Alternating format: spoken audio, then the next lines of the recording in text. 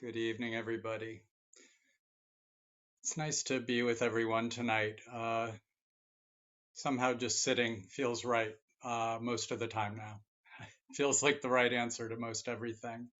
And, just to come together and to be exactly where we are in this, moment without so much picking and choosing, maybe. And Fugan called me out on referring to Zazen as sort of this radical thing, but it is really subversive. I was thinking tonight it's so punk, and that the Zendo is really just an incredibly gentle, quiet mosh pit, whether it's virtual or live. It's pretty radical to do what we're doing, to come together and sit with a computer, no less, in silence and profile. It's pretty nuts, but feels pretty important to do it at the same time. So I'd mentioned in April, the last time I gave a talk, that I was thinking of giving a talk on consciousness and reality and mind. And fortunately, I spared you from that. And now, however, what happens to a Dharma talk deferred? You may want to, sign off now before I get in over my head. But it is, maybe what brought us to practice in the first place, maybe not so much as with a thought of what is reality and consciousness, but, an event happens or some life-changing thing, good, bad, or indifferent happens that makes us really stand back and go, what is this? What is this? What is the nature of this? Why this? Why, if this, why this? The deep, deep, deep questions. And so I think there are questions we circle back to again and again and again and again, throughout our lives. They're never fully answered. Um, but it's what kind of brings us to the cushion, to say, let me open these holes in my head for a second. Let me open them up and just let what's there come in, so that I can meet this moment and this moment can meet me, just now. So I've been thinking about consciousness and, what is this spark of light, if you will, behind our eyes, and um, where, it's an old question, but in my last talk, I talked, my last talk was completely scatological. I talked about my septic system and fecal incontinence. Um, and, and I probably should go back to that and just talk about shit because that's what I know about. But here I am at the risk of giving another crappy talk. So I've been listening to this guy, Dr. Bernardo Kestrup, a Brazilian philosopher, metaphysicist, a long list of credentials. I'm probably late to the party, and you've all read everything he's ever written. However, he's blown my mind a little bit, so I've gone into a deep dive with him. And his most recent book is The Idea of the World, a multidisciplinary argument for the mental nature of reality. And so he dismantles kind of everything. He dismantles our materialist thinking processes, that we base all of our sort of ideas and unconsciousness, particularly, on this materialist idea that everything is nature, is made of matter. And if we look closely enough at the matter, we can find the consciousness. Oh, it maybe arose evolutionarily as a byproduct, and many, many, many theories around it, but they're all basically looking at something as measurable and quantifiable, quantitatable, if that is a word. Um, from the smallest, atoms that maybe have spin, to the largest things that have gravitational pull. They're all observable. And the paradigm of this has served us really, really well. Hey, we get to take off our masks today if we're fully vaccinated because we looked at this really closely down to virus levels and we're able to develop mRNA vaccines that have served us well. So I'm not suggesting for a second that this way of looking at things is a bad thing.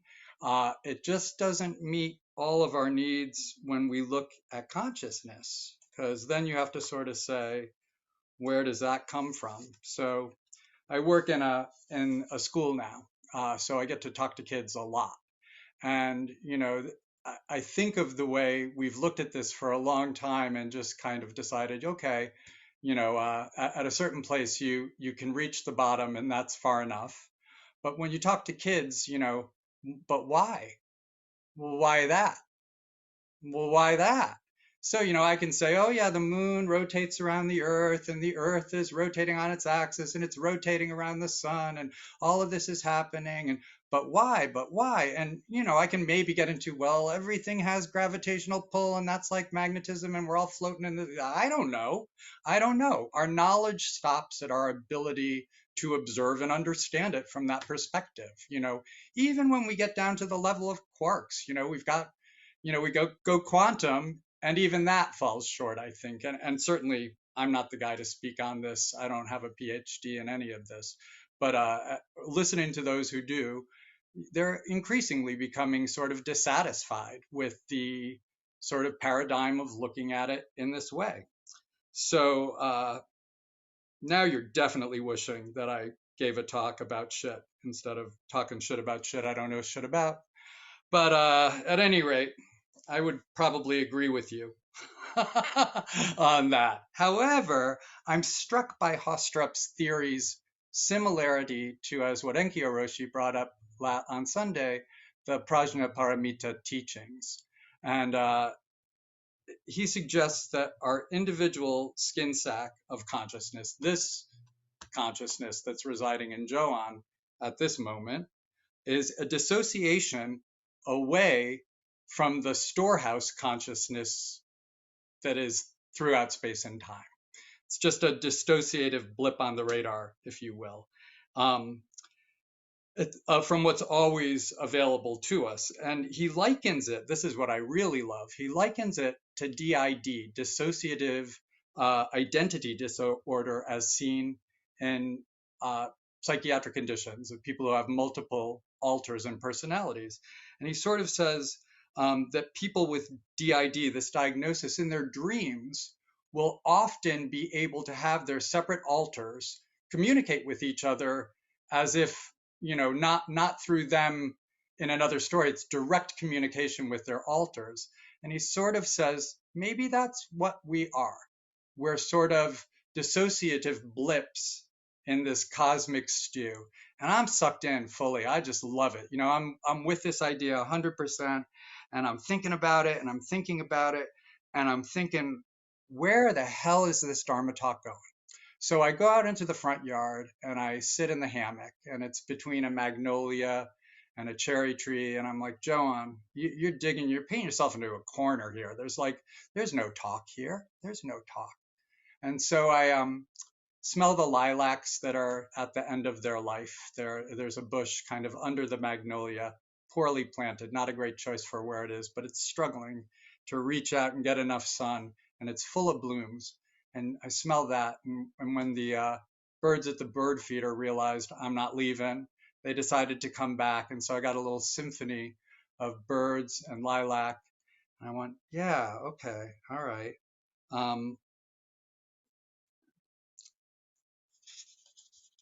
Where am I with this? Oh, yeah.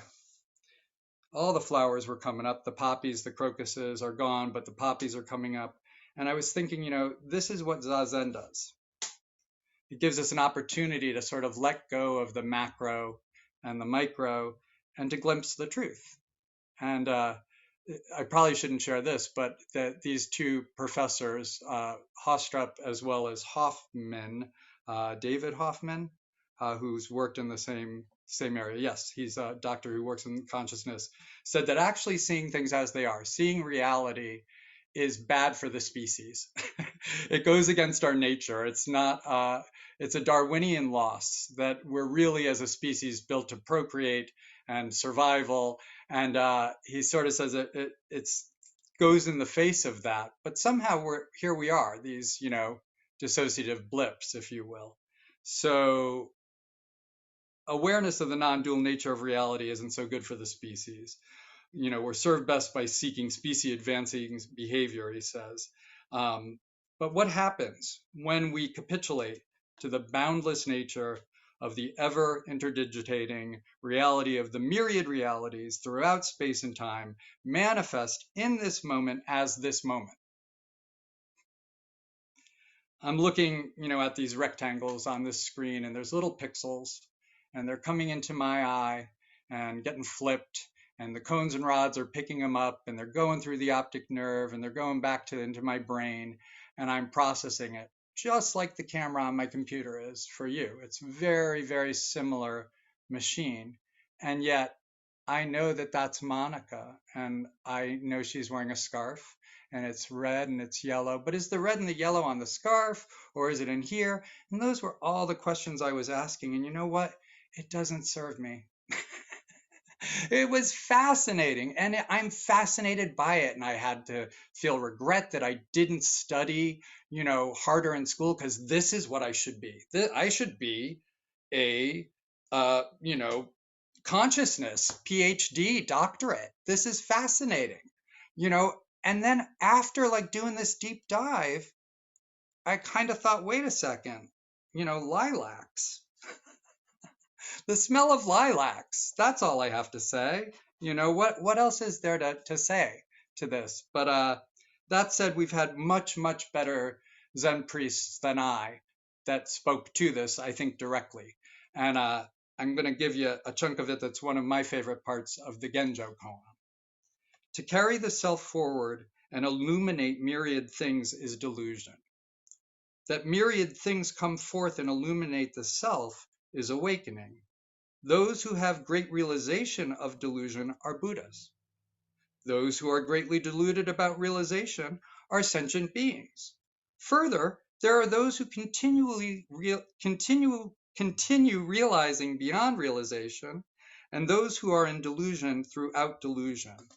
When Buddhas are truly Buddhas, they do not necessarily notice that they are Buddhas. However, they are actualized Buddhas who go on actualizing Buddhas. So working with kids, I really get to see this. I think I get to see Buddhas actualizing Buddhas all day long. Kids do it great. I think to a certain age. I'm not a child psych, but I think at a certain age, probably they pick up all those bad traits in their dissociative ripple in the cosmic stew, get trapped in their own little wave of it, and miss that they're in the stream. So I work with this child who's got SMA, spinal muscular atrophy, and he uses a power chair like he's Mario Andretti. I'm sure there's a better reference for a speed racer than that. Probably shows my age, but like that. And many of his classmates often show me their actualized self, and in so doing, actualize myriad other beings. And perhaps children, just haven't been sucked in fully. And I remember this story, I think they're free in that river. They're not holding on to a branch on the shore of it. They're just free. And Enki Oroshi, hi there. Yeah, I'm giving a Dharma talk. Yeah. Can you wait just a second? Maybe you want to get on the couch.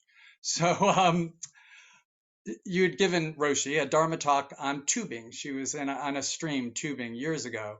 And the water, I think, and I may be mishearing it, but I was seeing it through my dissociative cosmic stream. The rapids were pretty fast, and it was much faster than she expected. And she had an opportunity to grab a branch, by the side, and held onto that branch, because, whoa, this is too fast, until she realized, actually, I'm hurting myself more with this holding on. Water is rushing over me and into my mouth, and this is no good, until she let go and found her balance and probably swallowed a lot of water and wasn't really happy about the experience. But clearly, my pixels are on the screen of Enki Oroshi, so she's in my consciousness now, so I think we're okay. But and maybe that actually proves that we're wrong about it being not so good for the species, that sort of capitulating to the storehouse consciousness, if you will, that we do in Zazen. Maybe it serves us. And I've been moved to tears many, many times over these past couple of years working with these kids, with the kid I work with directly, as well as the other children in his class. And I never wanted kids. I think I was a queer guy of the 80s. And so maybe I had some sort of reaction formation thing about it. Like if I can't have them, then I don't want them. But I don't think I was something that was on my radar per se. Steered away from pediatrics a little bit in nursing. I was like, ah, they're scary. They can't tell me, articulately what's going on for them. I've got a boo boo. It's an owie, and I don't know what that means. It's hard. So, but that said, I've enjoyed my niece, my nephews, other kids, that friends have, and now I get to have this incredibly special relationship with this one boy, as well as his classmates. And it's only recently that we've been able to work together again. He's back in the school physically just this past week or so, uh, and it's been great. So I've been moved to tears by the kindness of these children many, many, many times, and their desire to ensure that things are fair, that everyone gets a turn, that no one is left out. It's just in their nature, and I'm amazed at it. There's no prompting needed. And on May the 5th, we all got to go to the gym and had a little activity in the gymnasium. So all the kids got like 6 or 7 index cards with math problems and spelling words on them, and then they stuck them all over the walls of the gym. And then they would have to run to the different stations and find the number on the card of the 50 questions that were there and write the number down and then do the math problem or do the spelling word. And then as a break, when the Star Wars theme came on, you had to run back into the center court and get a pool noodle for a lightsaber and have a lightsaber battle. And then when the music stopped, you'd go back to the walls and you do more math questions and spelling words. So these are the moments with a kid with a difference in ability, as the nurse that works with him, that I always go, and I have that sharp intake like, is this the moment that we're not going to be included? That feels like I notice this difference in ability that I'm not taking care of somehow. Um, but without prompting, with no prompting from an adult, we take off and we go to the first wall and a kid just steps out of the way. It's not oh, I'm stepping out of the way because there's a child in a wheelchair. They just do it. It's like the koan reaching back for the pillow in the middle of the night. It's just reflexive in a child and it moves me to tears. Like even now, I'm just moved. So of course the kids want to put the post-its high, high, high on the walls, because you're a kid and you want to jump up and slap that thing on the wall as high as you can do it. But Devin can't see him. And so they just reach up, move it down so he can see it. Again, just like reaching back for that pillow in the middle of the night. And I want to weep. And then the music starts. And I'm like, uh-oh, here we go. This is the part where the difference in ability is glaring. He's going to have a hard time holding that pool noodle. Oh no, I got to get over there, ensure that he has one, and see if I can negotiate a kid that's going to. I turn around and there's 3 kids holding up pool noodles, for him, ready to battle. They want to battle him. And, I'm kind of like, yeah, he doesn't have great grip, you guys. You can't just knock it out of his hands. It's not going to be fun. I want to say all that. But before I can even do that, hold it with both hands, Dev. You'll get a better hold on it that way. And they play gentle and not like a parent winning letting their child win a race. It's not that. It's an egalitarian, equal, free, we're here to play. It's about being in the stream. And so they actualize themselves together in the game. It's so heartwarming. I can't even tell you. You see it and it's woof, it gets you. So on the elevator ride back upstairs, because we are in an upstairs classroom, we get to ride the elevator, and that's awesome because if you're 7 and you're in a wheelchair, the elevator is awesome. And that's also a place where we have secret potato chips. So we were having some secret potato chips in the elevator, and he said, I did good today. And I said, you're a stormtrooper. And he is. So I've made a decision to leave this job, and it has not been an easy decision at all for me to make. I'm not going to be there next year with him. And I had no idea that I was going to enjoy working there as much as I have, and I had no idea that I was going to meet a Buddha who was going to teach me about patience and resilience and courage, um, and perseverance. Had no idea that was going to happen. So I knew I had to tell him myself. I had told his mom, and that was a hard one.